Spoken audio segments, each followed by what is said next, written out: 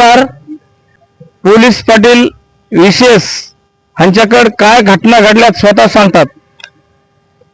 नमस्कार, माझं नाव अमृत लांडे, राहणार घाटसावळी. आता आपल्या बीड तालुक्यामध्ये जी पोलीस पाटील भरती झालेली आहे त्या पोलीस पाटील भरतीचा काल निकाल जाहीर झाला. निकाल पूर्णतः संभ्रम निर्माण करणारा झालेला आहे.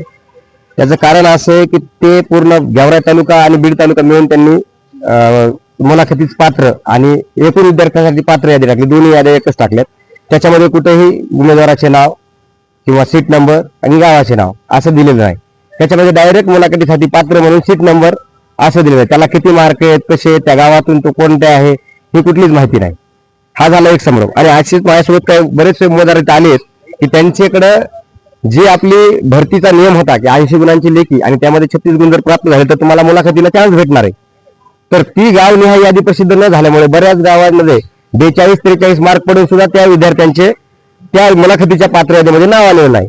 या संदर्भात आम्ही हरकती घेण्यासाठी जिल्हाधिकारी साहेबांकडे गेलो असता साहेबांनी आम्हाला असे उत्तर दिले की या भरती प्रक्रियेमध्ये कुठेही राजकीय हस्तक्षेप झाला नाही पाहिजे आणि भरती प्रक्रिया पारदर्शक झाली पाहिजे. म्हणून मी उमेदवारांची यादी, नाव, गाव दिलेलं नाही.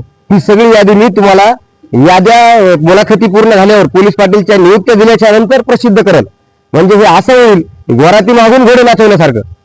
जर मुळात ह्या विद्यार्थ्यांचे आज पात्र असताना यांना मुलाखतीलाच बोलवलं नाही तर ह्यांच्या जागेवर दुसरा उमेदवार कोण येणार आहे आणि त्याच्यावर एकदा नियुक्ती यादी दिल्यावर यांचं काय, व ती यादी प्रसिद्ध करून तरी काय सिद्ध होणार आहे. मुळात ह्या जे त्यांनी पारदर्शकच्या दृष्टीने त्या जी पद्धत अवलंबली आहे त्या पद्धतीचा खालील जी यंत्रणा आहे साहेबांच्या खालची ती गैरप्रकार करत आहे असं आमचं ठाम मत आहे.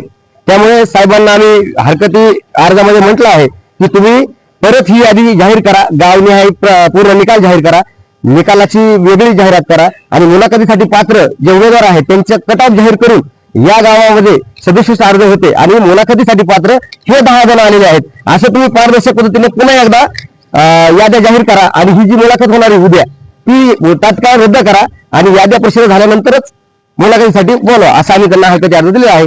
तर आता बघू काय त्यांचा निर्णय येईल तो. आरक्षणाच्या अनुषंगाने सुद्धा बरेचसे काही अडचणी निर्माण झालेल्या आहेत.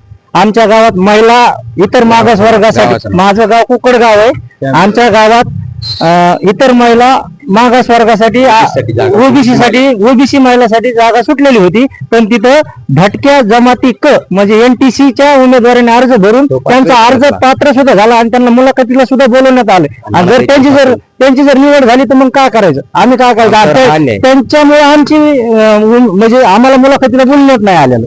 त्यांची निवड झाल्यामुळे आम्ही मागे राहिलो. असा प्रकार झालेला आहे.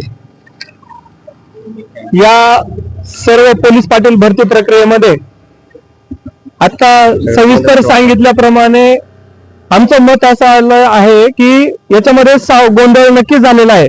माननीय जिल्हाधिकारी साहेबांनी याच्यामध्ये पारदर्शकपणा आणण्याचा प्रयत्न जरी केलेला असला तरी पोलीस पाटील निवड समिती जी आहे या समितीने कुठेतरी सेटलमेंट झालेली आहे आणि त्यामार्फतच हे फक्त सीट नंबर प्रमाणे त्यांना मुलाखतीसाठी बोलवण्यात आलेलं आहे असं आमचा या ठिकाणी आक्षेप आहे.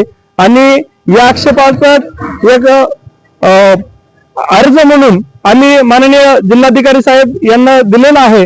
परंतु साहेबांनी सुद्धा आम्हाला जे या ठिकाणी उत्तर दिलेलं आहे की मुलाखती झाल्याच्या नंतर आम्ही गावनिहाय कोणाला लेखी परीक्षेमध्ये किती मार्क्स पडलेत आणि मुलाखतीला किती मार्क्स पडलेत हे नंतर जाहीर करू. म्हणजे आम्हाला असं अपेक्षित होतं साहेबांकडून की हा जो मुद्दा आहे हा मुद्दा मार्क्स हे अगोदरच जाहीर करावेत आणि त्याच्यानंतरच तुम्ही मुलाखती घ्याव्यात अशी आमची मागणी साहेबांकडे होती. मात्र त्यासाठी साहेबांकडून आम्हाला अपेक्षित असं उत्तर मिळालेलं नाहीये. आम्ही न्यायालयीन प्रक्रियेसाठी या ठिकाणी पुढे कार्यवाहीसाठी आम्ही जात आहोत. कारण या ठिकाणी काही मुद्दे असे आहेत की 45 मार्क आलेले सुद्धा बोलवलेले नाही.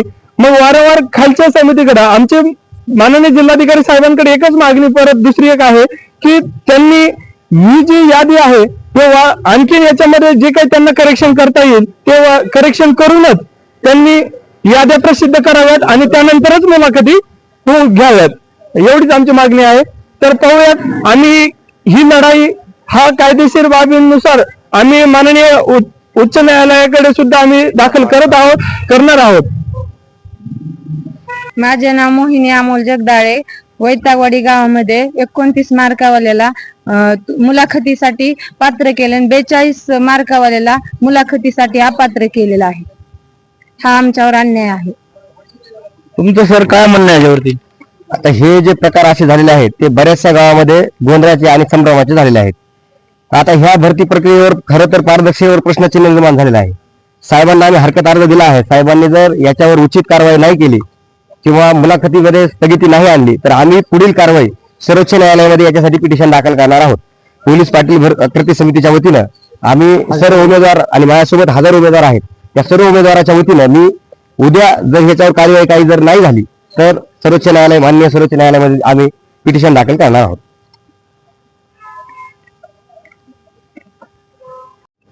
आता पाहू जिल्हाधिकारी साहेब काय ह्याच्यावर निर्णय घेतात आणि ह्यांच्यासाठी काय पूर्ण निर्णय होणार आहे